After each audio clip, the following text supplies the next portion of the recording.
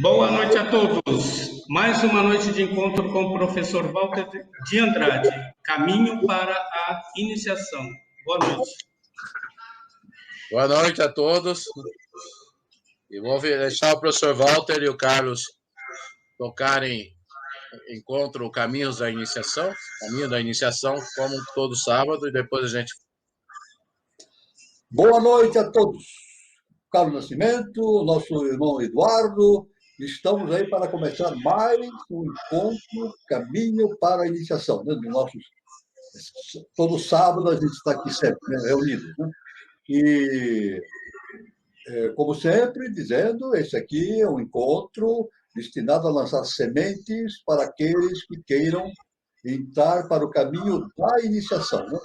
Agora, para entrar no caminho da iniciação, é necessário que a pessoa se filie a uma escola iniciática. E é necessário que essa escola iniciática siga rigidamente os padrões da ciência iniciática didática. É o caso da eubiose. Então, no meio das escolas iniciáticas que possam existir, nós recomendamos, então, para aqueles que quiserem seguir o caminho da iniciação, que se filiem à Sociedade Brasileira de Eubiose, que foi fundada pelo nosso augusto mestre, professor Henrique de Souza, né? Então, estão todos convidados para seguir esse caminho da iniciação. Sempre lembrando que o nosso professor Henrique de Souza ele deixou as bases fundamentais para a Sociedade Brasileira de Eubiose, para o processo de iniciação, para a difusão das revelações, de um novo tempo, de uma nova civilização e assim por diante. Um trabalho maravilhoso, né? Mas sempre baseado em 3 pilares, né? O templo, a escola e o teatro.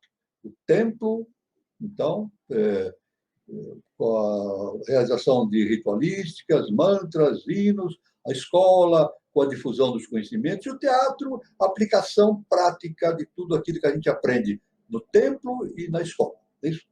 É claro que, no momento atual, nós estamos passando por essa fase planetária, né? E que nós sabemos que está acontecendo, e estamos, então, fazendo tudo online, né? Online. Mas, mais para frente, com certeza, nós voltaremos às reuniões presenciais. Né? Então, aí é um recado. Né? O outro recado também que eu sempre digo para todos que estão assistindo, que todas essas lives ficam gravadas no YouTube ou no Facebook. Pode acessar, está tudo gravado. Facebook ou YouTube. É só acessar canal 3005, está lá, já acessa. Ou então, se quiser acessar pelo YouTube, no meu canal que eu mantenho, é só colocar meu nome no YouTube, Walter Teixeira de Andrade, vai aparecer todos os vídeos do Caminho para a Iniciação que já foram feitos, assim como também todos os vídeos, né? Tem mais 30 ou 40 vídeos de palestras, de entrevistas que eu tenho lá divulgando, né? Então, uma grande quantidade de informações, de assuntos, né? Para estudar, refletir e assim por diante. Então, isso é muito importante, né? Eu quero também, sempre lembrando, né? Que no ano passado, em janeiro, 22 de janeiro, lancei esse livro, A Aurora dos Deuses no Braço de Órion. Então, as pessoas que queiram adquirir esse livro, podem adquirir aqui a editora Lura Editorial. Lura Editorial, pode entrar na internet e requisitar o livro através da Lura Editorial. Ou então através da Amazon. A Amazon também pode se conseguir. E na Amazon existe o livro físico, que é entregue pelo correio, né? E o e-book também, né? E-book. Então aí estão as nossas mensagens iniciais, né? E vamos, então, dar sequência ao nosso encontro de hoje. Né? Eu quero dizer que eu trouxe aqui, nós estamos seguindo aqui os pensamentos do professor Henrique de Souza, isso através de, vamos recolhendo, utilizando o que está divulgado, né, que o mestre nos ensinou, e também através das publicações de Helena Petrovna Blavatsky. Né? Estamos seguindo, então, o volume 1, né, Cosmogênese, e nós temos seguido, fazendo comentários, vendo o que Blavatsky nos deixou de importante, né? E também com referência ao nosso mestre, fazemos a mesma coisa. Mas hoje, para iniciar, eu quero trazer para o conhecimento dos queridos participantes aqui do do nosso encontro, algo que aconteceu no dia 25. Então, foi algo muito interessante e que, normalmente, essas coisas acontecem para nos fazer refletir, nos fazer meditar e tirar. Sempre a lei nos joga essas oportunidades para reflexão. Né? O que aconteceu? No dia 25, né, passado, né, nós tivemos uma reunião do Grau Manu, na eubiose, com os alunos do Grau Manu, e no final, estava encerrando já o encontro, e um aluno me pediu para falar comigo. Né? Ele falou, então só nós dois, né? Normalmente, eu demoro para sair. Eu sempre sou, aqui eu também faço isso, eu sempre sou o último a sair, porque eu sempre dou toda a oportunidade para quem queira fazer pergunta, né? Faça a pergunta até o último instante. Né? Então, eu fui o último a sair, e esse aluno, então, também foi o último. E ele me fez uma pergunta. Ele disse que tinha tido um sonho, né? E nesse sonho, ele sonhou com o professor Henrique José de Souza. Olha que interessante, né? E então ele viu o professor, sonhou com ele, e teve a impressão que o mestre, o professor Henrique José de Souza, era Deus. Ele ficou impressionado com esse sonho, né? O mestre Henrique José de Souza era Deus. E ele queria que eu explicasse para ele, me desse a minha opinião, né, de interpretação a respeito desse assunto. Né? A verdade é o seguinte, os sonhos são muito importantes. Né? É muito importante nós prestarmos atenção nos sonhos, porque o sonho realmente, a gente sabe, na história está cheio de seres que mudaram a história do mundo através dos seus sonhos. Né? Daniel, José do Egito, etc. E muitos que, através dos seus sonhos, tiveram um importante papel para a mudança dos destinos do planeta. Né? Então, o sonho, a gente deve prestar muito atenção no sonho. E esse aluno prestou atenção nisso e me fez essa pergunta. Como é que eu posso entender esse fato?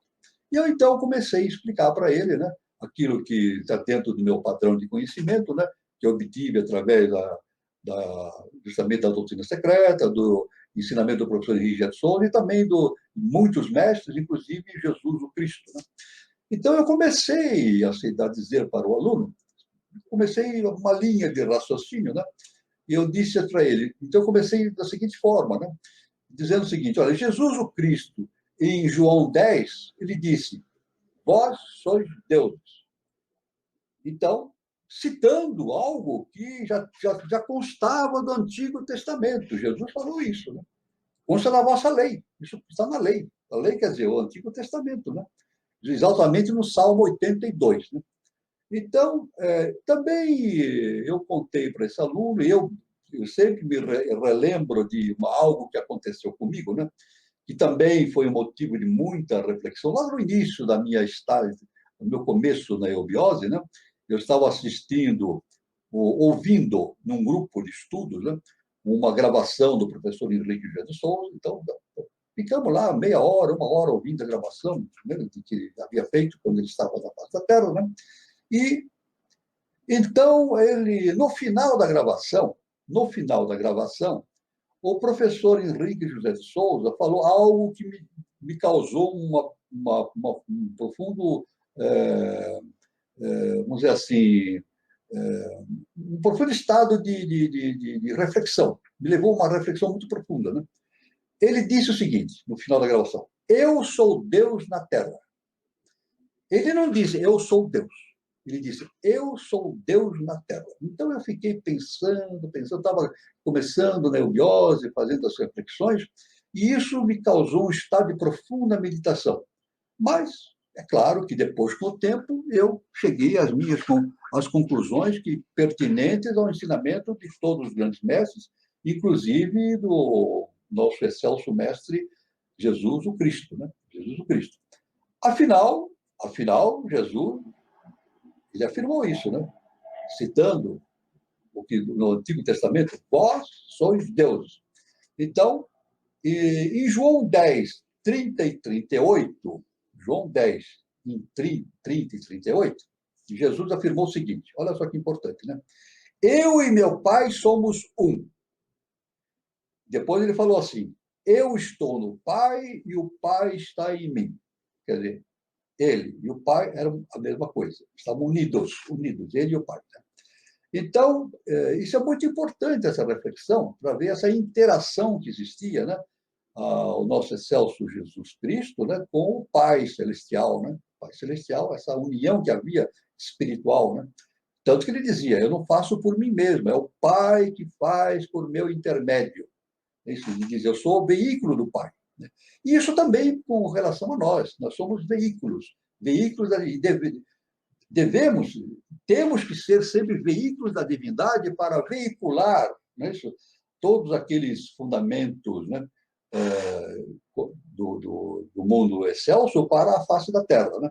Então, e no outro instante, Jesus afirmou o seguinte, em João 14:6. Veja só o que Jesus fala. Né? Veja, agora, refletindo justamente essa questão que o aluno me trouxe. Né? Jesus falou assim, eu sou o caminho, a verdade e a vida. Ninguém vem ao Pai senão por mim. Né? Então, logo, isso nos dá a imagem de que o nosso Cristo interno é o caminho para a verdade e a vida. A verdade é o autoconhecimento. E a vida é plena expressão da consciência, desde que vida é consciência. É isso? Claro que quando Jesus fala, eu sou o caminho, a verdade e a vida, ninguém vai ao Pai senão por mim, nós podemos estabelecer o seguinte fato, Jesus não está fora de nós. Deus não está fora de nós, Deus está dentro de nós. Também, Jesus não está fora de nós, ele está dentro de nós. É isso? Então, dentro de nós temos uma consciência ainda embrionária, que vai se desenvolver no futuro, que é uma consciência crística. Esse é o caminho.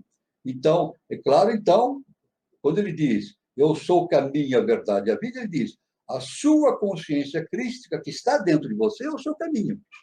E a sua verdade. E o que é verdade? É o autoconhecimento.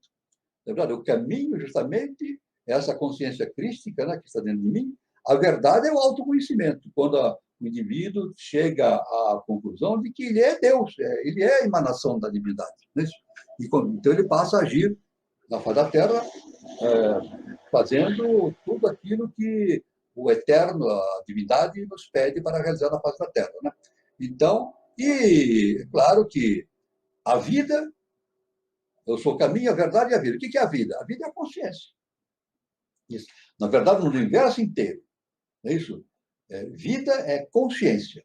E não existe 1 milímetro no universo, 1 milésimo de milímetro que não tenha vida, ou não tenha consciência. O universo é pleno de consciências, repleto de consciência. Isso é a vida universal é essa, é a consciência. Então, a verdade é o autoconhecimento, e a vida é a plena expressão da consciência, desde que vida é consciência. Então, veja bem, olha só aquela pergunta do aluno, de um sonho que ele teve, o desdobramento que dá, uma série de reflexões que nós fazemos, uma coisa extraordinária, as reflexões. Né? E também, mais adiante, né, dentro do Novo Testamento, né, Jesus afirmou também, João 6:35. Ele falou o seguinte, olha só que interessante, eu sou o pão da vida. Aquele que vem a mim não terá fome, e quem crê em mim nunca terá sede. Ele diz, eu sou o pão da vida. Ele alimenta o alimento espiritual. Né? Quem ir a ele, quem for a ele, ele diz, né? Ele não terá fome e nunca terá fome, nunca terá sede. Né? Isso nos leva, então, a uma reflexão, já na sequência desse entendimento, a questão da multiplicação dos pães. Não é verdade? Isso é um fato interessante que merece a nossa atenção. Né? Os escritos bíblicos, e não só os bíblicos, mas os escritos também do Oriente, né? Do Antigo Oriente, eles são velados, eles têm uma determinada exposição de fatos por escrito, mas frequentemente eles são velados, né? são contados esses eventos de maneira simbólica. É colocado véus, os véus são colocados. Né? Então, nesta multiplicação dos pães também existem os véus. Né? Nós sabemos que nós acreditamos nisso, que Jesus multiplicou os pães, os peixes, etc. Está no Velho Testamento. É claro que, dentro desse sentido, né, como ele diz que eu sou, olha só, ele falou assim, eu sou o pão da vida. É isso? Então, existe um outro foco, né, que aí nós podemos ver a respeito da multiplicação dos pães. E eu quero citar aqui, eu vou citar aqui um livro do Allan Kardec, A Gênese, em que ele cita algo muito importante a respeito da multiplicação dos pães. Eu quero compartilhar com vocês, né? E depois compartilhar em paralelo algo que o nosso mestre falou também. Né? Então, veja bem, a multiplicação dos pães. A multiplicação dos pães é um dos milagres que tem mais intrigado os comentadores e alimentado, ao mesmo tempo, as zombarias dos incrédulos. Muita gente diz, isso é impossível e tal. Né? Onde já viu multiplicar os incrédulos? Né? Sem darem ao trabalho de lhe prescrutar o sentido alegórico, para estes últimos, ele não passa de um conto pueril, quer dizer, um conto para crianças. Entretanto, a maioria das pessoas sérias ha visto na narrativa desse fato, embora sob forma diferente da ordinária, uma parábola, em que se compara o alimento espiritual da alma ao alimento do corpo. Então, nós podemos ver que este relato da multiplicação dos pães tem um paralelo com uma parábola. Né? É algo contado de maneira maiábica e simbólica, parábola, mas tem um outro sentido, um sentido mais profundo, espiritual. Né? Pode-se, todavia, perceber nela mais do que uma simples figura e admitir, de certo ponto de vista, a realidade de um fato material, sem que, para isso, seja preciso se recorrer ao prodígio. Quer dizer, a multiplicação dos pães tem um fundamento espiritual muito grande, mas não é necessário se recorrer ao milagre em si. O milagre em si, na verdade, é uma parábola. Né? É sabido que uma grande preocupação do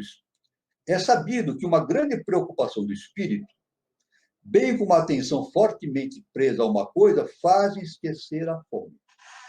É isso? Quando a pessoa se fixa num determinado conhecimento, está aprendendo uma coisa altamente significativa para o espírito, a fome deixa de existir. Uma coisa impressionante. Ela esquece a fome porque ela está absorvendo algo muito importante. Por isso que Jesus diz, eu sou o pão da vida. É isso, Jesus falou, eu sou o pão da vida. Ora, os que acompanhavam Jesus eram criaturas ávidas de ouvi-lo.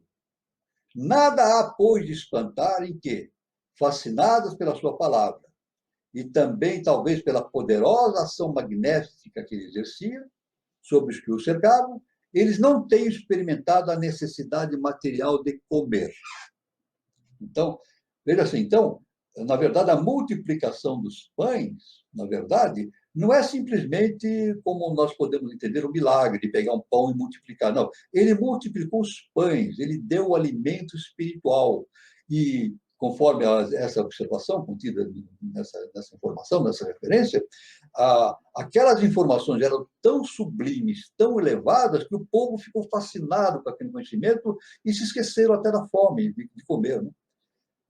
Prevendo esse resultado, Jesus nenhuma dificuldade teve para tranquilizar os discípulos, dizendo-lhes na linguagem figurada, que lhe era habitual e admitido, que realmente houvessem trazido alguns pães, que esses bastariam para matar a fome à multidão. Simultaneamente, ministrava aos referidos discípulos um ensinamento como a lhes dizer, dai-lhes vós mesmo de comer. Ensinava-lhes assim que também eles podiam alimentar por meio da palavra.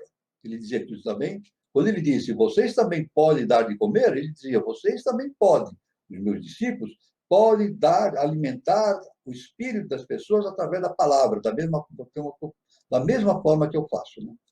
Desse modo, a par do sentido moral, alegórico, produziu-se um efeito fisiológico, natural e muito conhecido. Muito conhecido. O prodígio, no caso, está no ascendente da palavra de Jesus, poderosa bastante para cativar a atenção de uma multidão imensa, bastante a ponto de fazer esquecer de comer, a ponto de fazer essa multidão esquecer-se da própria fome. Né? Esse poder moral comprova a superioridade de Jesus, muito mais do que o fato puramente material da multiplicação dos pães, que tem de ser considerada como alegoria. Então, dentro desse ponto de vista, a multiplicação dos pães, na verdade, é uma alegoria, e é o mínimo. É isso, porque um milagre é fácil de fazer. O mestre faz um milagre, né? Qual é o mestre que não faz um milagre? Ele tem o domínio das forças da natureza, ele pode multiplicar as coisas, materializar, desmaterializar, mas isso não é tão importante. O mais importante na multiplicação dos pães é justamente o fato de que Jesus ali, ele estava justamente sendo veículo do Pai, ele estava sendo Deus naquele momento. Ele estava servindo diante da multidão, ele era o Deus encarnado. Deus falava através dele, então ele era o pão espiritual, justamente, que matava a fome de todos aqueles que estavam ali presentes. Então a gente vê algo muito importante nas Escrituras, é muito importante a gente entender esses fatos pelo lado não alegórico, mas pelo lado profundo, né? Retirando os véus. Né? Também o nosso mestre fala a respeito de uma alegoria que existe, né? Também trazendo aqui esse fato, uma alegoria que existe, né? Na questão do Mar Vermelho. Né? O Moisés, trazendo o seu povo do Egito, né? Atravessou o Mar Vermelho. É isso? E diz a Escritura, o Antigo Testamento, que ele abriu o mar para o seu povo passar. É isso?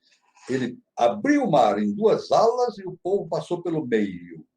Depois, quando as forças do faraó vieram para perseguir, o mar se fechou e tragou todas as forças do faraó. Né? O nosso mestre também, professor Henrique, o nosso augusto mestre, professor Henrique de Souza, ele também fala que é uma linguagem alegórica. É claro que o Moisés não abriu o mar. Isso é uma alegoria que está na Escritura, né? Para dar força a esse relato. Né? Mas, na verdade, o que Moisés fez foi, veja, o mar, que cor que era o mar? Vermelho. Mar vermelho. Tamas, né? Então, nós temos 3 qualidades da matéria: sátiva, rajas e tamas, né? Nós vamos ter um encontro, nós vamos nos aprofundar nesse assunto. Estou dando apenas uma pincelada na coisa. Né? As qualidades da matéria: sátiva, rajas e tamas. Sátiva é uma energia espiritual, aquela que impulsiona a vida. Raja é uma energia psíquica, dando origem aos sentimentos religiosos, à inteligência, à intelectualidade espontânea. E tamas é uma energia instintiva, material, dando origem aos sentimentos passionais, à paixão. Tamas. Então, quem está envolvido em tamas está envolvido na materialidade. É isso? Então, quando as Escrituras dizem que Moisés abriu o Mar Vermelho, na verdade, o que ele fez? Ele conduziu o seu povo a pé enxuto. Não deixou que o seu povo pisasse no mar tamásico da materialidade. Isso que ele fez. Ele fez isso durante 40 anos, circulou com o seu povo na Península Arábica. Né? É isso? Na Península Arábica, durante 40 anos, ele circulou fazendo a transformação do seu povo, a renovação do seu povo em direção da Terra Santa, da Terra Sagrada. Né? Então, esse é o verdadeiro sentido da abertura do Mar Vermelho, né? De maneira alegórica, mas de maneira verdadeiramente espiritual. Moisés conduziu o seu povo, não deixando que eles pisassem no mar de Tamas, que é o mar da materialidade. Né? Então, muito importante isso. Então, nós vemos que todos esses fatos nos mostram os mestres como executores do plano da divindade na face da Terra. Logo, eles são deuses na Terra, ou seja, agem como planetários.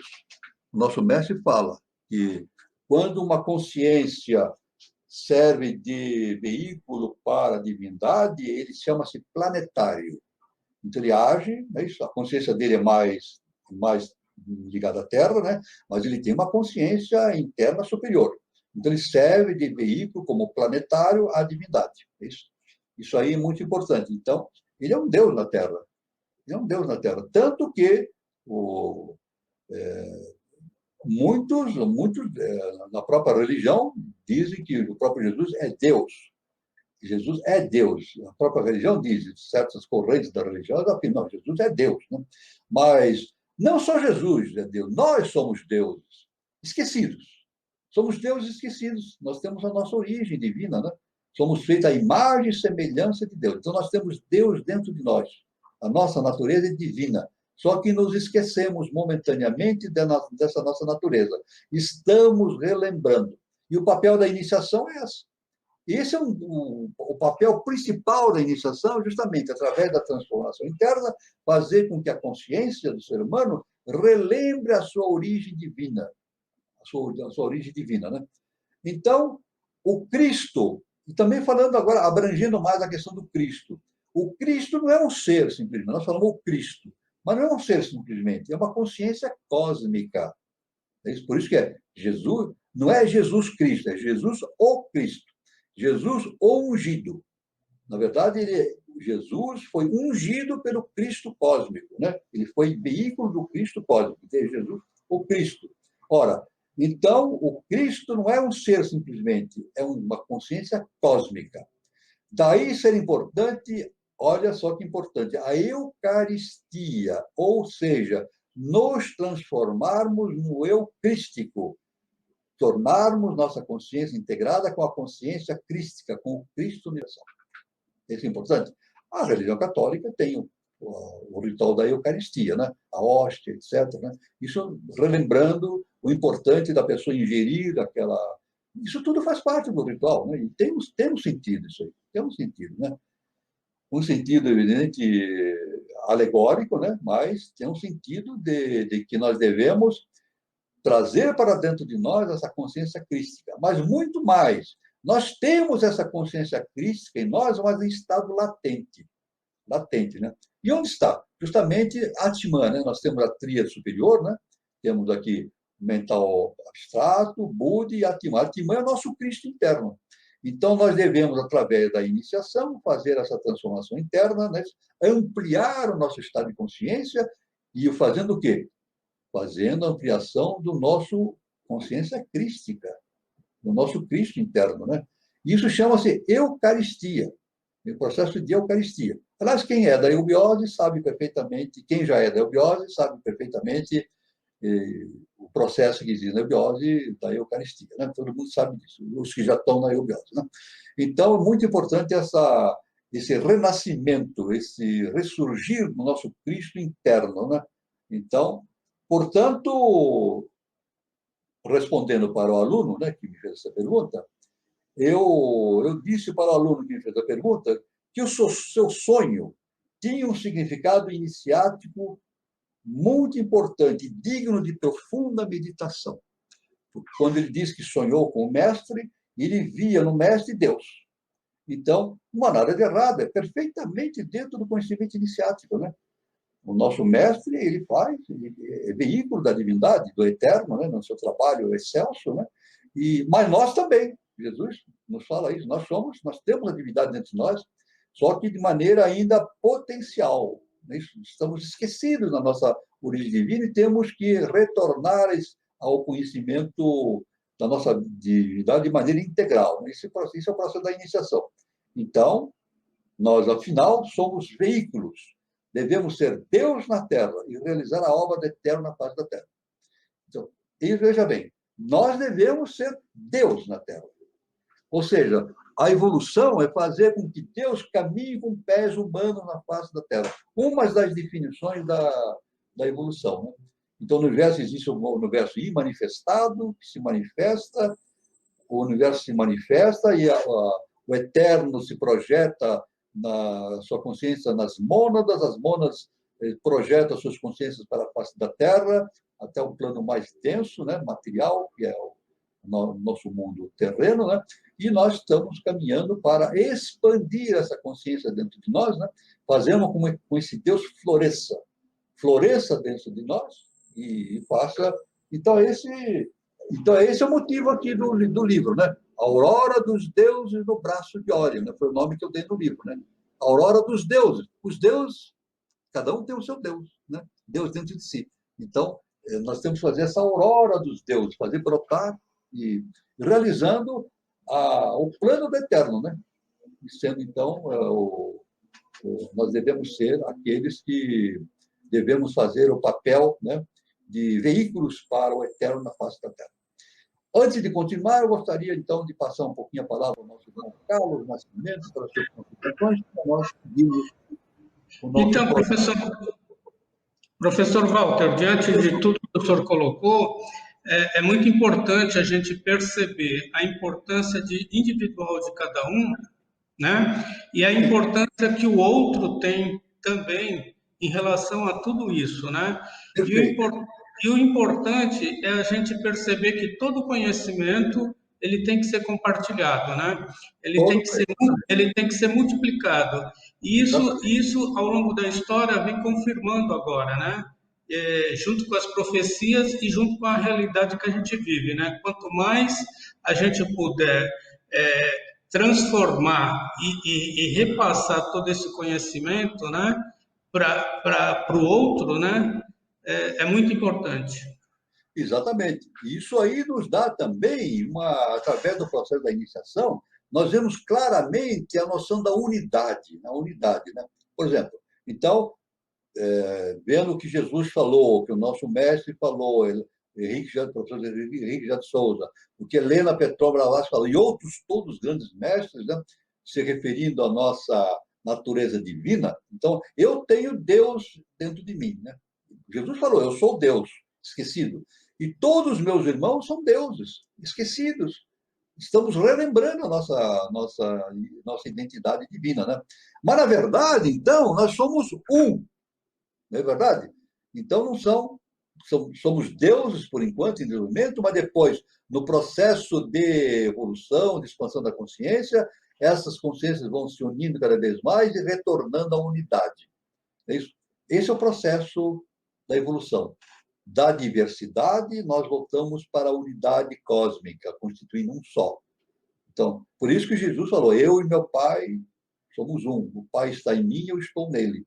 É isso? Então, e todos nós também estamos assim. É isso? Nós não temos consciência ainda disso, mas estamos no Pai e o Pai está em nós.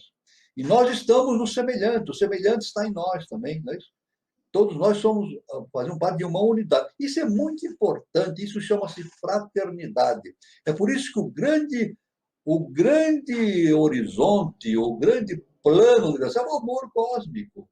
O amor cósmico que entrelaça todas as consciências num só organismo, numa só função, num só estado de consciência. O amor cósmico, uno, da unidade, né?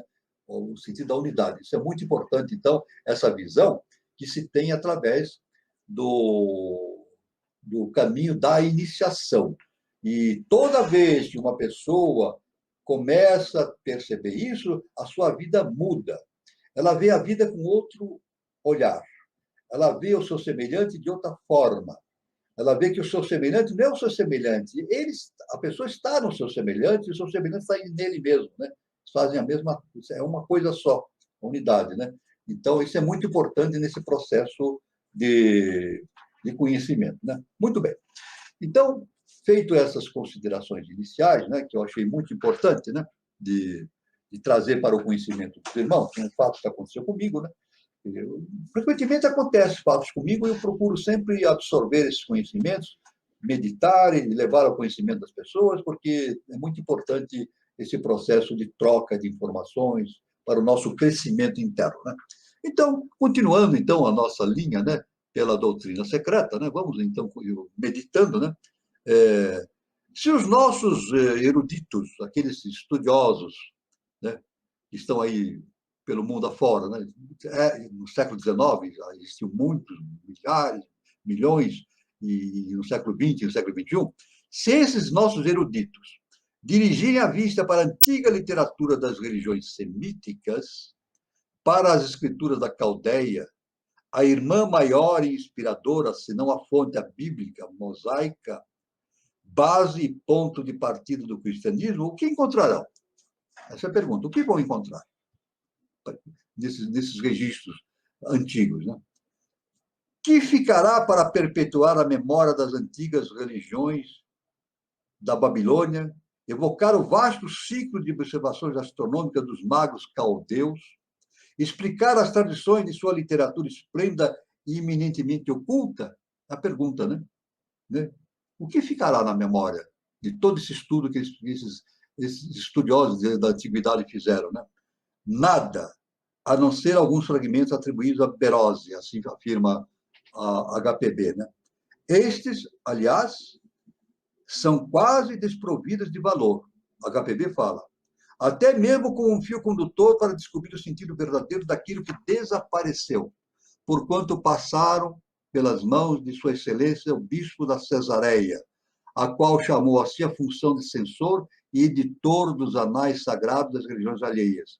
E trazem, sem dúvida, até hoje, o selo da sua mão por todos os títulos verais e dignos de fé. Qual é, com efeito, a história daquele tratado, se não a outrora tão importante religião da Babilônia? Então, a HPB faz esse estudo, né, a respeito do que sobra das antigas obras escritas, né, para o mundo atual. É claro que ela diz que essas antigas escrituras sofrem ao perigo de serem deturpadas, né? As escrituras podem ser deturpadas, podem ser vilipendiadas por um conhecimento não fraterno, não consciente, né? Isso é importante. Então, por isso, a HPB sempre nos dá a importância do cuidado que nós temos que ter com essas escrituras, né? Dando o verdadeiro valor a elas, e inclusive na sua real interpretação. Isso é muito importante, né? Isso é muito importante. Nós vimos que a religião, na verdade, né, não é a religião, o ser humano. O ser humano limitou, não é isso? Dentro do catolicismo, né? Muitos pseudo-religiosos, né, acabaram limitando e perseguindo aqueles que faziam estudos sobre esses assuntos antigos, né, e tentando, dogmatizando o conhecimento, né, canalizando para uma mesma direção. Claro, para satisfazer os seus interesses pessoais, né, do clero, interesses pessoais, do domínio das pessoas, etc. Isso aí é muito ruim, né? Muito ruim, porque o conhecimento tem que ser eclético, tem que ser desprendido de qualquer preconceito, de qualquer forma de discriminação e assim por diante. Então, a HPB bate muito nesse ponto, né? Da liberdade do pensamento, né? Isso é muito importante, né? Aliás, ser livre pensador é uma coisa muito difícil, né? Muito difícil, né? Nós vamos fazer uma apresentação aqui. Eu já estou planejando uma apresentação sobre o livre pensamento. O que é ser o livre pensador? É isso? Então, na verdade, o livre pensador não é somente aquele que é livre do pensamento dos outros. Não, ele tem que ser livre do seu próprio pensamento. Tem que ser livre de si mesmo. Então, é o que Jesus falava, né? Conhecereis a verdade e a verdade vos libertará. O livre pensador é liberta de si mesmo. Ele conhece a verdade. É isso? Ou pelo menos está no caminho de conhecer a verdade. Então ele torna-se livre, principalmente de si mesmo, dos seus pensamentos factuais, dos seus interesses pessoais, dos seus dogmas, inclusive dos seus traumas de infância também, que às vezes se perpetuam na cabeça do indivíduo e vai determinando comportamentos que ele próprio não consegue dominar, né? E vai se tornando uma continuidade de comportamentos adversos que não é compatível com o processo de desenvolvimento do autoconhecimento, né? Então, ali, a HPB, então, fala, escrito em grego para Alexandre Magno, por Berozzi, sacerdote do templo de Bel, de acordo com os anais astronômicos e cronológicos conservados pelos sacerdotes do mesmo templo, e que compreendiam um período de 200 mil anos, o tratado se encontra desaparecido. Esse é o tratado de Berozzi, né?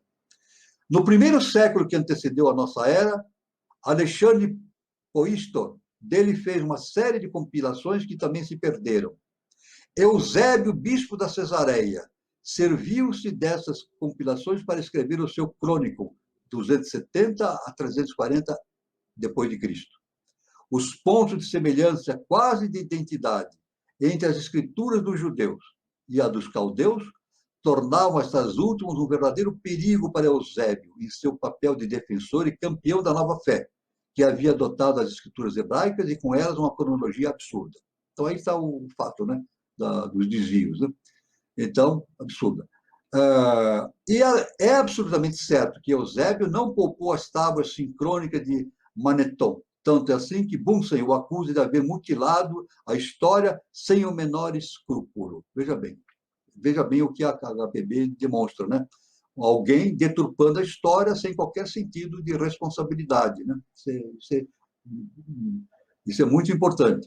E tanto Sócrates, historiador do século V, como Sincelos, vice-patriarca de Constantinopla, no começo do século VIII, o denunciam como os mais ousados e cínicos falsificadores. Olha, a HPB fala, né? Cita o indivíduo como um falsificador do conhecimento. É isso que nós temos que tomar cuidado, né? É por isso que eu digo não, Não sou eu que falo. Faz parte do conhecimento da iniciação. Que a pessoa, no processo inicial, tem de ter cuidado com a fonte do conhecimento.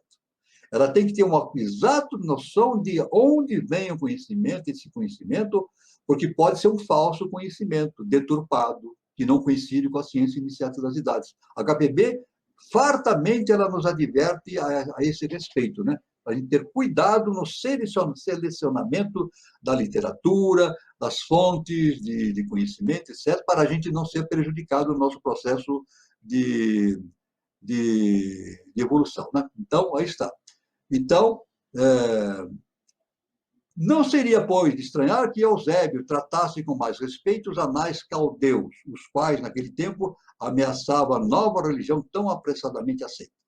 Assim, com exceção daqueles mais que duvidosos fragmentos, toda a literatura sagrada dos caldeus sumiu da vista dos profanos, de maneira tão completa como a perdida Atlântida. Alguns poucos fatos contidos na história de Berosse são mencionados mais adiante, e poderão projetar muita luz sobre a veracidade, a verdadeira origem dos anjos caídos, personificados por Bel e o dragão. Aí estão falando do próprio Luzbel, que é o quinto senhor, né? E também o Lúcifer, né? Que é justamente o planetário, né? Como nós falamos, né? Lúcifer, planetário de Luzbel. Então, aí, seguindo o pensamento de Helena Blavatsky, né? Volvendo agora aos mais antigos modelos da literatura ária, o Rig Veda, e seguindo aqui rigorosamente as indicações dos próprios orientalistas, verá o estudante que, se bem não contém o Rig Veda mais de 10.580 versículos ou 1.028 hinos, não foi ele ainda interpretado corretamente, apesar da contribuição dos Brahmanes e das massas e da grande quantidade de comentários que eles fizeram, né? Ela diz que, então, o Rig Veda e todo aquele material antigo não foi devidamente entendido ainda, né? Então, nós temos um grande caminho a percorrer para o entendimento desses fatos. Né? E por quê? Por que não foi entendido? Ela pergunta, né? A razão, evidentemente, é que os Brahmanes, os mais antigos tratados escolásticos sobre os primitivos hinos, chamam, por sua vez, uma chave, que aos orientalistas não foi dado encontrar. Então, ela diz que os Brahmanes, né, usavam uma chave para o entendimento desses fatos, mas isso não foi divulgado entre os orientalistas. É claro que a chave orientalista no sentido vulgar do termo, né? É claro que aquele orientalista, né, que se dedica ao estudo das escrituras, é isso, fazendo a sua transformação interna dentro de um projeto iniciático bastante severo, bastante responsável, ele vai encontrar a chave. Claro que ele vai encontrar a chave.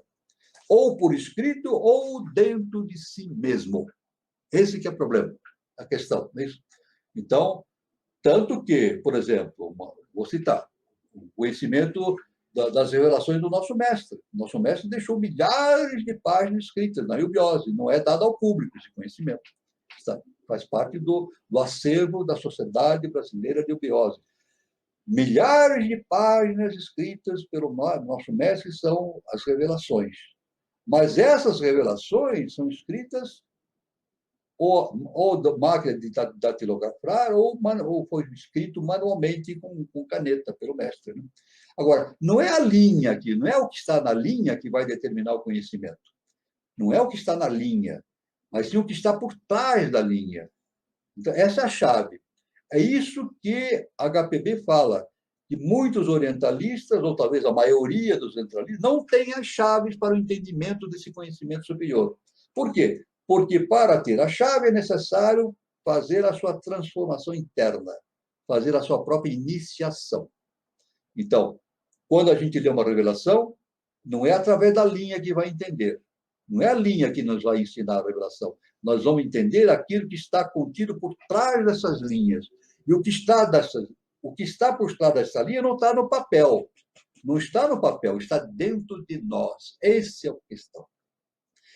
Quando a gente lê a revelação, a gente não vai tirar as conclusões daquilo que está escrito no papel, Nós vamos tirar as conclusões através daquilo que está dentro de nós mesmos. Esse é o motivo que o nosso mestre fala, e eu não consigo, eu não me canso de repetir, porque é uma coisa que a gente precisa repetir sempre. O nosso mestre afirma: leia, medite, compare, medite, etc., etc., com todo o cuidado, e no fim, tire as suas próprias conclusões. Olha só o que ele fala: tire as suas próprias conclusões. Ou seja, tire o conhecimento dentro de si mesmo. Isso é fundamental. Fundamental. Ninguém vai nos ensinar nada. Ninguém ensina nada para ninguém, em termos de iniciação. A iniciação é feita de dentro do indivíduo, de dentro para fora. Essa é a sabedoria. Não é isso? O que vem de fora para dentro é informação. É isso? Então, eu obtenho informações. As informações vêm de fora para dentro. Então, livros, bibliotecas, aí a internet, são informações. Agora, a sabedoria não. Vem de dentro para fora. E essa sabedoria só desperta quando o indivíduo passa pela fase de transformação interna. Ou seja, quando ele desperta o seu Deus interno, faz o seu Deus interno funcionar, então ele começa a entender. Essa é a chave de conhecimento que a HPB acabou falando para nós, né? Que muitos orientalistas não têm a chave do entendimento, porque falta a eles, não é a chave que ele vai receber de alguém.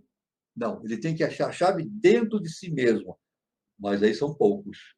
São poucos que conseguem encontrar a chave dentro de si mesmo, a não ser aqueles que trabalham arduamente. O nosso mestre diz que o trabalho de iniciação é um trabalho árduo, não é fácil. Aqueles que trabalham arduamente pela sua iniciação, aí sim, eles encontram a chave dentro de si mesmo para entender completamente, definitivamente e amplamente todos esses escritos antigos que a KPB nos mostra, né? Isso é muito importante, né? Que dizem os sábios? Então, ela pergunta assim: que dizem os sábios no que entende por literatura budista? Terão conseguido conhecê-la em sua totalidade? Os sábios, que se dizem sábios, o que eles entendem da literatura budista? Terão conseguido entender a literatura budista com profundidade? Certamente que não. A HPB afirma, certamente que não. É isso. Apesar dos 325 volumes do Kanjur e do Tanjur dos budistas do norte, cada volume, segundo se diz, pesa de 4 a 5 libras, nada em verdade se sabe a respeito do autêntico lamaísmo. Olha só, nada se sabe a verdade a respeito do autêntico lamaísmo. Há, porém, a informação de que o cano sagrado contém 29.368.000 letras no Sadakar. Esse nome é difícil, Sadarmalankara. Ou seja, não contando os tratados e os comentários 5 ou 6 vezes a matéria existente na Bíblia, que, segundo o professor Max Müller, contém apenas 3.567.180 letras. E quanto àqueles 325 volumes, na realidade são 333 volumes, 108 do Kanjur e 225 do Tanjur. Os tradutores, em vez de se limitarem a dar-nos as versões corretas, entremearam-nas com seus próprios comentários, no afã de justificar os dogmas das diversas escolas. Veja só como é importante toda essa verificação desse estudo da tradição, dessa tradição antiga, né?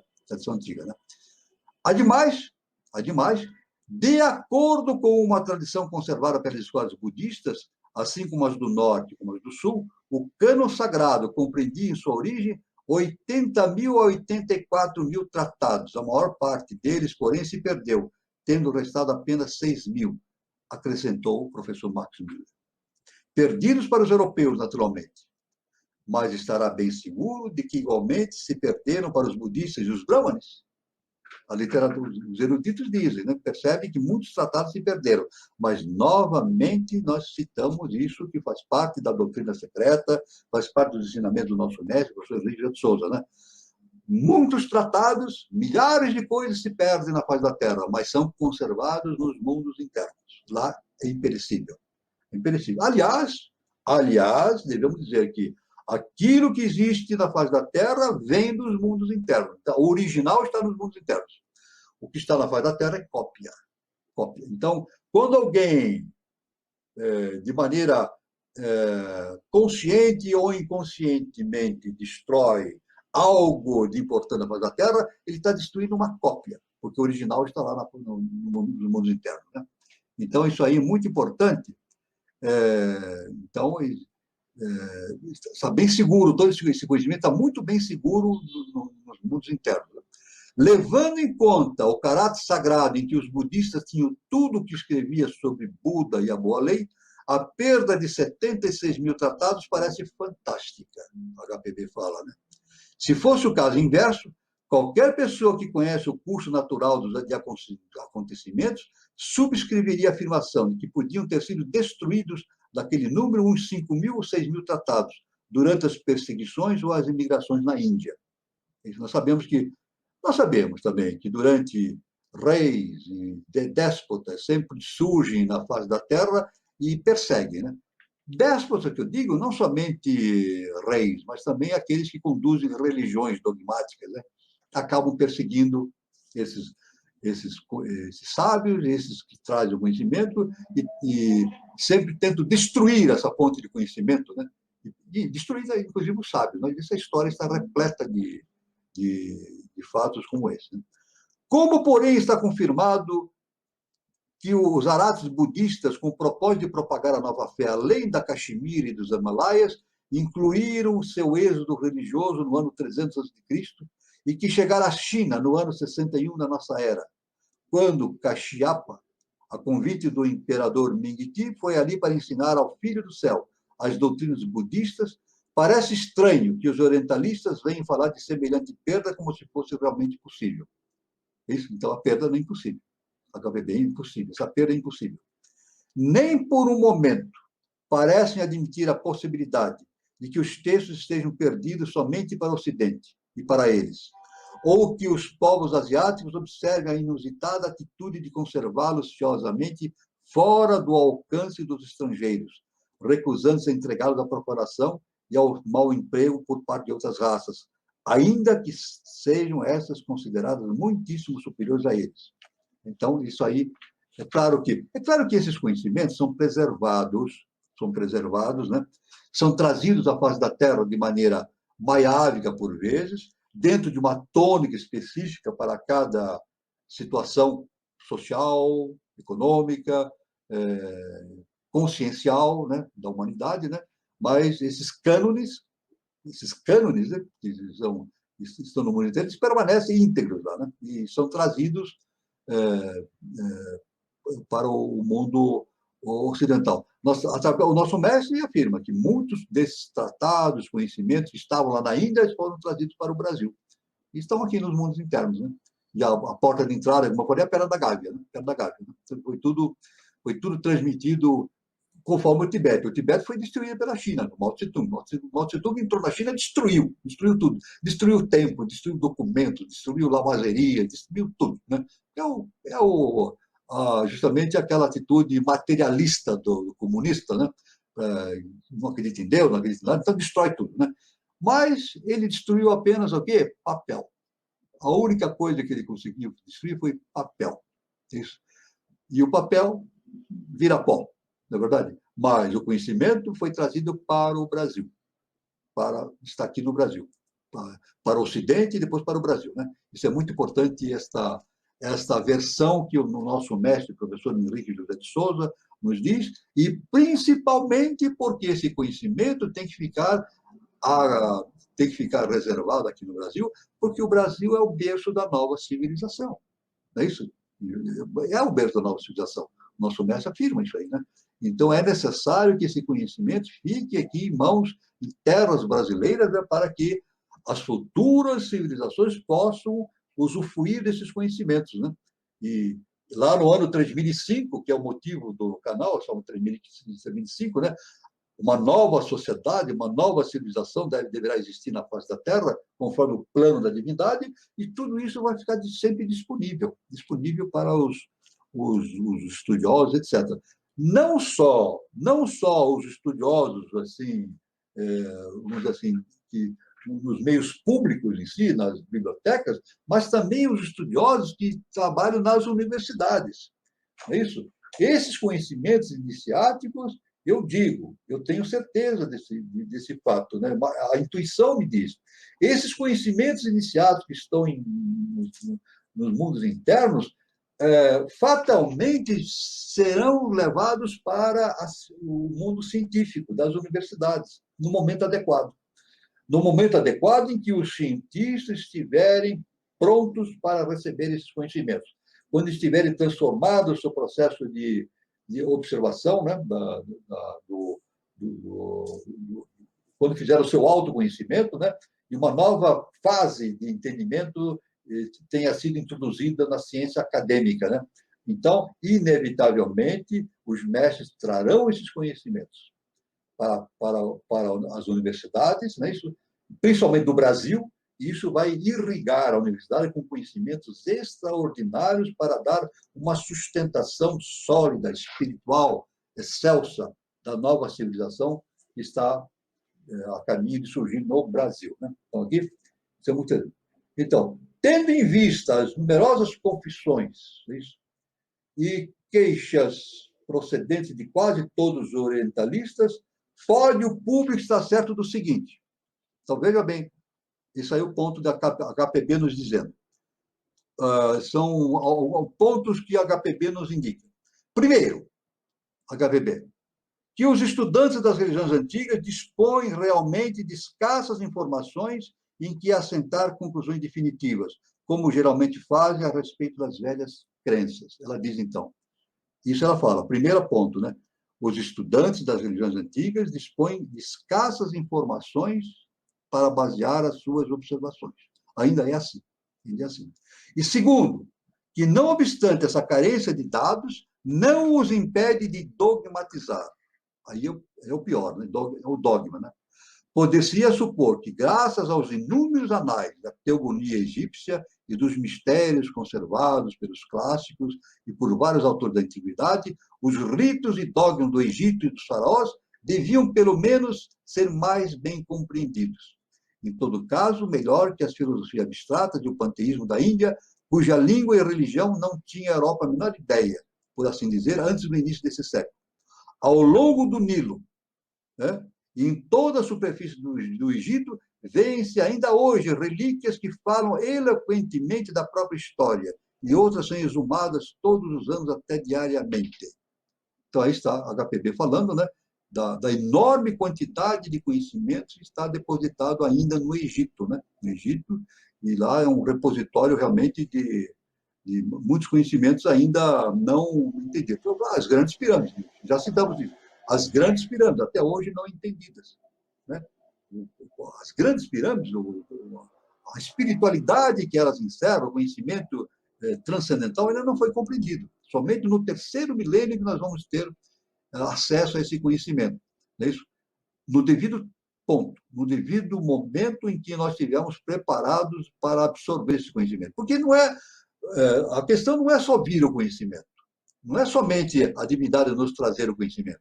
É necessário que nós estejamos prontos para receber esse conhecimento. Esse que é importante. Quando nós não estamos prontos, esse conhecimento vem através de quê? De símbolos, de alegorias, de parábolas, não é verdade? Como eu citei, né, a parábola da multiplicação dos pães. Não é isso? Muita gente acredita, não, a multiplicação dos pães realmente foi um milagre de Jesus. Que coisa extraordinária, o milagre de Jesus Cristo. Mas o grande milagre não é a multiplicação dos pães, fisicamente. O grande milagre é Jesus estar falando e as pessoas ficarem maravilhadas com a fala dele e se esqueceram da fome. Não queriam comer, eles estavam absorvendo. E ele estava provando, naquele momento, o que ele dizia: eu sou o pão da vida, como nós falamos anteriormente, né? Então, esse é o conhecimento importante que nós devemos ter no processo da iniciação, né? O verdadeiro conhecimento. Né? Então, o próprio sábio e filósofo de Oxford, um sábio de filósofo de Oxford, né, que a HPB fala, né? Ela diz o seguinte, olha, uma afirmação que ele fez: apesar de contemplar umas pirâmides ainda de pé, e as ruínas de templos e labirintos com seus muros cobertos de inscrições hieroglíficas e de estranhas pinturas de deuses e deusas, apesar de possuirmos enrolos de papiros que parecem desafiar a ação destruidora do tempo, fragmento dos chamados livros sagrados dos egípcios, apesar de se haver decifrado muita coisa dos antigos documentos daquela misteriosa raça, a fonte principal da religião do Egito e a intenção original do seu culto e cerimônias estão ainda muito longe de ser por nós completamente descobertas. Pronto. Olha só, resumiu.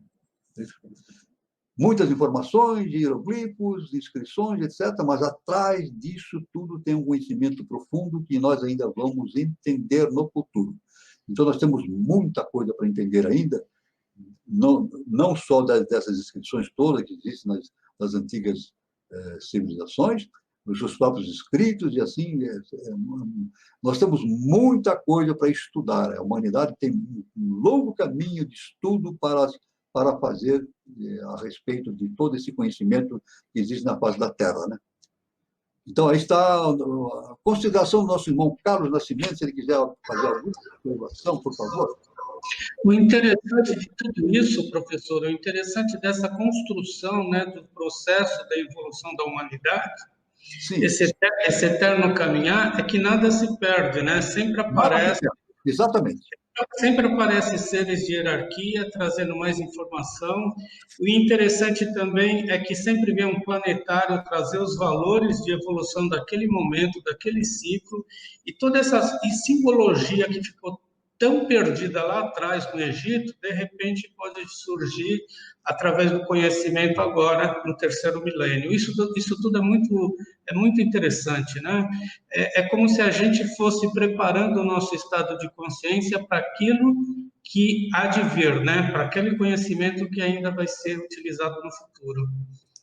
Exatamente, porque esse processo da evolução da humanidade, eu digo evolução no sentido de um conhecimento interno, né? Eu não estou falando de evolução, vamos dizer assim, tecnológica, econômica, social, não é somente isso. Isso é importante, importante. Eu estou dizendo a evolução no sentido do entendimento, o entendimento, né? À medida que a humanidade vai progredindo, expandindo o seu conhecimento, né, principalmente a elite, não digo a humanidade toda, é impossível isso acontecer na humanidade toda, mas a elite, quando a elite vai evoluindo, esses conhecimentos vão sendo jogados novamente, vão sendo reciclados e jogados na face da Terra, através dos mestres. Os mestres vêm e vão reciclando esse conhecimento. É o que o nosso mestre fala, o professor Henrique de Souza, né? São as tônicas do ciclo. É isso? Os mestres vão falando de acordo com as tônicas do ciclo. É por isso que existe uma tônica, como a HPB fala, né? Existe uma tônica da Caldeia, da Bíblia Antiga, da Suméria, etc., né? Uma tônica do Egito e assim, né? Mas existia uma tônica do século XIX, que a HPB trouxe dentro de uma tônica do século XX, é isso? E agora uma tônica do terceiro milênio.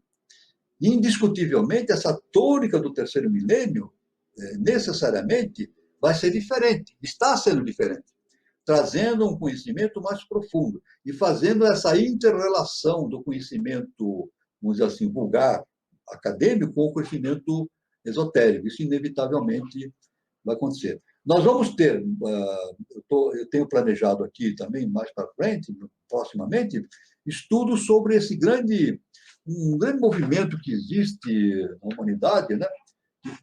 Muita gente discute, muita gente faz críticas, existem elogios, né? Que é justamente o intelligent design, né? Ou seja, o projeto inteligente, quando muitos cientistas estão tentando demonstrar a veracidade de que o universo não é simplesmente a obra do acaso. O nosso mestre do acaso não existe.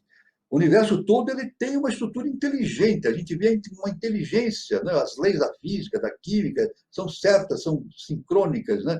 Existe todo um processo de organização na construção de todos os organismos, né? Não somente sociais, mas os organismos mesmo, biológicos, né? A evolução das espécies, a evolução os planetas, os sóis, o universo como um todo, né? Então, existe uma causa inteligente, né? Isso aí nós vamos estudar depois, e é um movimento que está sendo despertado hoje na humanidade, né? Tem as suas críticas e os seus reveses, né? Mas é interessante a gente observar que é uma tônica do ciclo, né? Do ciclo. Aliás, veja bem, a intelligent design, né? A origem do universo tem uma causa inteligente, né? É isso. Agora a gente sabe que nas constituições existentes nos países é proibido falar em Deus nas escolas, não se pode falar em Deus. Você sabe disso, né?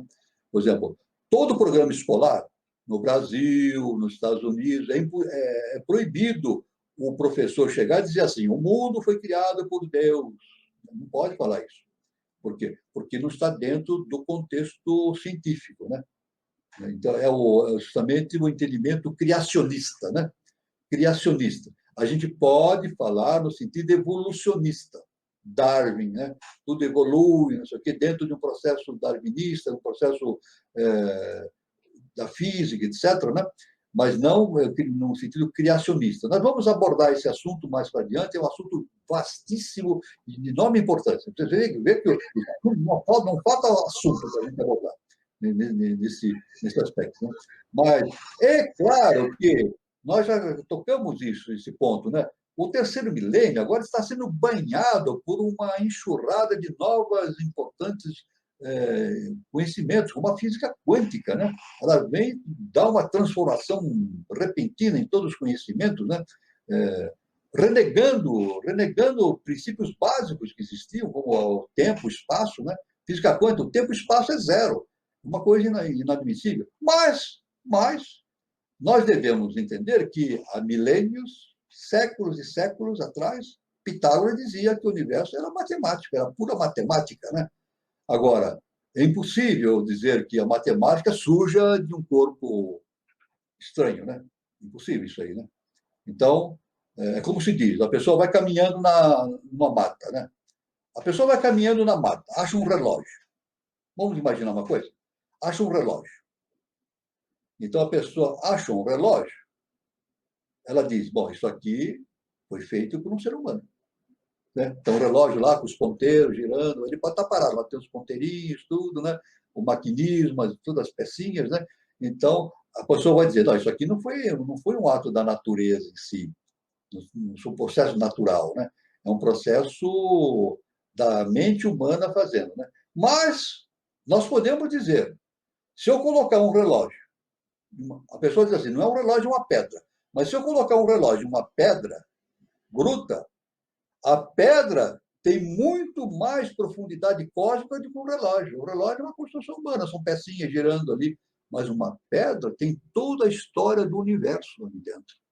Uma pedrinha tem toda a história do universo contida dentro daquela pedra. É impressionante.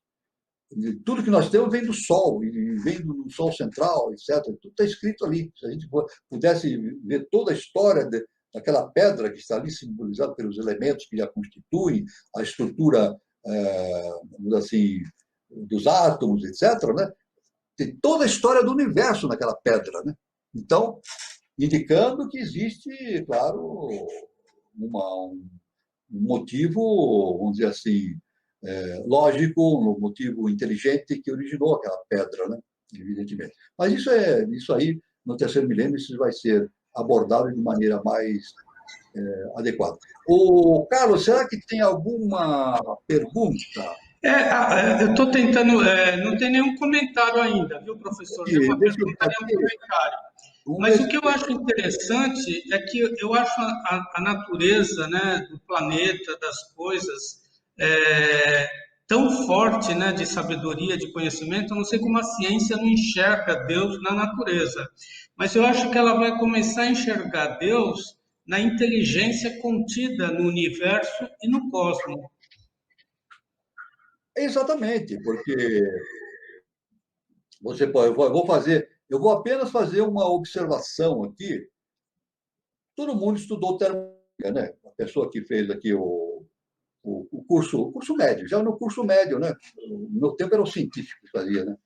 No ginásio é alguma coisa, mas no curso científico a gente fazia, né? Tinha o primário, tinha o ginasial, depois, no científico a gente estudava física, né? Física. Então, estudava-se os princípios da termodinâmica, né? Um dos princípios da termodinâmica é o princípio da entropia. É uma fórmula matemática relacionando a energia, né? Então, o princípio da entropia. Quando o número daquela fórmula, o número resultante daquela fórmula aumenta a entropia, então a física diz, o universo se desmantela, ele se desorganiza. Em linguagem mais rápida, em linguagem de termodinâmica mais simples, é o seguinte: o universo funciona assim, tem uma fonte fria e uma fonte quente. Tem que ter. Termodinâmica. Para a termodinâmica existir, tem que ter uma fonte fria e uma fonte quente. A fonte quente vai fornecer calor para a fonte fria. Isso aí gera o quê? Trabalho. O motor vai girar, justamente gera trabalho, né? Ora, quando essas duas fontes vão se nivelando, a temperatura vai atingindo o mesmo patamar, deixa de existir a possibilidade de geração de trabalho, isso porque a energia deixa de existir. Então, a entropia aumenta. Mas o processo... Então, o universo, os cientistas dizem, eu já vi muitos cientistas falarem assim, que a história do universo vai ser um nivelamento energético, vai zerar. Então, o universo vai parar. Quando nivelar, pela termodinâmica, nivelar essa diferença de temperatura, né? A tendência, a desorganização do universo. Mas, e diz que tudo tende para isso. Tudo tende para um menor nível de energia. Tudo tende para seguir a um menor nível de energia. Né? Mas no processo evolutivo, é o contrário. A gente vê o contrário, né? A organização das células, a organização dos seres vivos, né? A gente parte do simples para o complexo, não é verdade? Então a ciência diz assim: a vida surgiu na água, não é assim que diz? Surgiu na água. Surgiram proteínas, não, diz assim, surgiram na água por um processo que ainda se tem através dos raios, não sei lá, surgiram os aminoácidos, depois os aminoácidos formaram as proteínas, depois as proteínas foram se organizando, aí formaram as células, depois os seres unicelulares, as bactérias, etc. Depois formaram-se os seres pluricelulares, né? Aí o papá na água, depois os peixes, depois os anfíbios maiores. Os anfíbios, então, como eles vieram para a Terra, viviam na Terra e no mar ao mesmo tempo, depois vieram para a Terra, formaram os mamíferos e assim por diante. Então, a gente vê que a evolução é construtiva. Ela vai surgindo, é um processo de construção que a gente vê uma inteligência. Não é possível que isso aí seja algo jogado assim. É difícil imaginar que algo tenha sido jogado assim e as coisas vão se organizando e crescendo de maneira aleatória. Quando a entropia diz que uma das leis da termodinâmica, a entropia, né, diz que o universo tende a se desorganizar, a se desmantelar, porque por nivelamento dos níveis energéticos. E na evolução, não. O processo é o contrário, vai se construindo vida e mais vida, né? Isso nós vamos ter uma live só falando sobre esse assunto muito importante. Mas eu quero dizer que todo esse conhecimento da física quântica, dessas novas visões da física, estão caindo agora no terceiro milênio como o despertar de uma nova visão. Inevitavelmente, a ciência vai ter que considerar esse fato. É isso? De que as coisas, como o nosso mestre diz, as coisas, nada acontece por acaso. O acaso não existe. Isso é muito importante. Viu, professor Walter? A nossa irmã Lúcia Fukuda, ela fez uma pergunta relacionada ao que o senhor falou no início, sobre sonho. Sim. Tá? Ela pergunta se há algum motivo para não lembrarmos do sonho. Sim. Na verdade, o sonho, aliás, muitos autores recomendam que a gente anote os sonhos para meditar. O nosso mestre recomenda isso. O Sigmund Freud também. O Freud também ele aconselhava isso. Eu li uma certa ponto que é muito importante a pessoa anotar os sonhos, porque tem informações importantíssimas. É claro que no sonho, veja, quando nós sonhamos, não é algo aleatório. O sonho pode ser reflexos da parte emocional nossa que vem no sonho, mas pode ser vivências extracorpóreas de muita importância, extracorpóreas, né? Porque nós sabemos, durante o sono nós nos desdobramos. Isso, a ciência iniciática base da ciência iniciática, é isso. Onde nós estamos dormindo, fica o nosso corpo físico e o vital. O vital não desdobra, tem que manter para o corpo físico ficar funcionando, né? Mas a parte astral e mental se desdobra, fica ligado por um fio tênue, né? Então, é claro que a pessoa se desdobra e vai ter experiências no mundo astral, no mundo mental. É claro também que a pessoa, por vezes, não vai lembrar exatamente o sonho da forma como ele vem. Talvez ela vá recordar de maneira maiávica, de maneira simbólica. Quando a coisa é muito profunda, ela vai receber de maneira simbólica. Então, ela tem que decodificar o sonho, tentar entender o sonho. Isso já aconteceu várias vezes comigo, né? E não é só comigo, isso acontece com todo mundo. A gente tem um sonho, a gente decodifica e tem importantes revelações no sonho, né? Importantes revelações, isso eu digo, com certeza, experiência própria de outras pessoas, né? Tanto que esse aluno perguntou, ele teve um sonho, né? Ele veio falar comigo, ele quer entender esse fato, né? Então, o sonho realmente é muito importante. Às vezes nós não nos lembramos exatamente como foi o sonho. Então, a natureza nos faz lembrar de maneira simbólica, né? O nosso psiquismo transforma aquilo em símbolos. Então, a gente tem que verificar o que está por trás dos símbolos. Às vezes, não, o sonho é muito nítido, e nós trazemos informações importantíssimas de natureza espiritual. Às vezes, recomendações, caminhos, informações, isso é muito importante. Porque é a vida é assim, né? Nós vivemos no sonho, nós nos desdobramos e vivemos durante o sono, a gente vive uma vida extracorpórea bastante intensa. Essa é a resposta que eu posso dar para a irmã. Muito bem, meu irmão Carlos Nascimento. E tem um comentário de uma pessoa denominada GJ, né? O conhecimento já está, em verdade, mesclado com o conhecimento acadêmico. Pode ser compreendida a partir daí, primeiramente, as bases matemáticas que são estudadas no curso peregrino?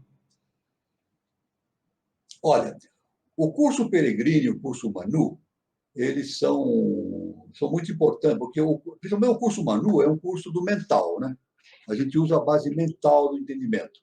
Então, a gente procura, dentro da eubiose, é necessário, interessante, fazer uma interação entre a ciência iniciática com a ciência física, a ciência acadêmica, né? Ver as correlações que existem, né? Então, na verdade, esse conhecimento já está mesclado com o conhecimento acadêmico. Um exemplo, eu já vi livros de física acadêmica, né? Em que eu já vi, no último capítulo, o autor fala sobre conhecimento iniciático da Índia, conhecimento dos Vedas, físico, né? E tem muitos físicos que se dedicam a esses estudos, né? Muitos físicos que se dedicam a esses estudos do conhecimento védico da Índia, é isso? E tem muitos físicos que fazem isso, né? Então, a gente percebe que, aos poucos, vai havendo, como o nosso irmão falou, né? O conhecimento já está, em verdade, mesclado ao conhecimento acadêmico. Já está, sim, já está havendo esse conhecimento iniciado que está se aproximando ao conhecimento acadêmico, né? É que o conhecimento acadêmico ele é muito dogmático, né? É o positivismo. O positivismo é muito dogmático, foi do Augusto Comte, né? Mas esse dogmatismo vai caindo aos poucos, não é isso? Eu não estou dizendo transformar a ciência numa religião, não é isso. Muitos dizem que não pode transformar a ciência numa religião, mas não é transformar em religião. Tem que tornar a religião, tem que tornar a ciência uma base para o entendimento exato dos fenômenos universais, né? E E a gente sabe que o universo, como Pitágoras falou, a base é matemática. É matemática pura, o universo, né? Matemática pura. Então, isso aí indica que não é aleatório. O universo não é aleatório, ele tem uma base matemática, né? Uma base matemática. Então, isso aí a ciência, a pouco e pouco, vai tendo essas novas informações, né? Mas, como o nosso irmão falou, está havendo uma mesclagem desse conhecimento superior com o conhecimento acadêmico. Mas é necessário que o cientista esteja preparado para isso, através do seu autoconhecimento. É isso? Tem que ter o autoconhecimento para que ele possa fazer a veiculação desses conhecimentos superiores com o conhecimento acadêmico. Isso é muito importante. Muito bem, seguinte.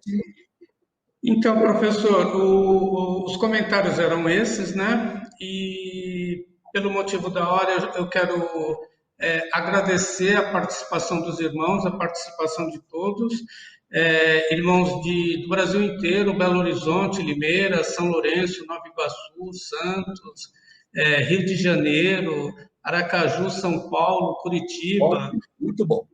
Muito bom. Eu quero agradecer a participação de todos e dar um recado, tá?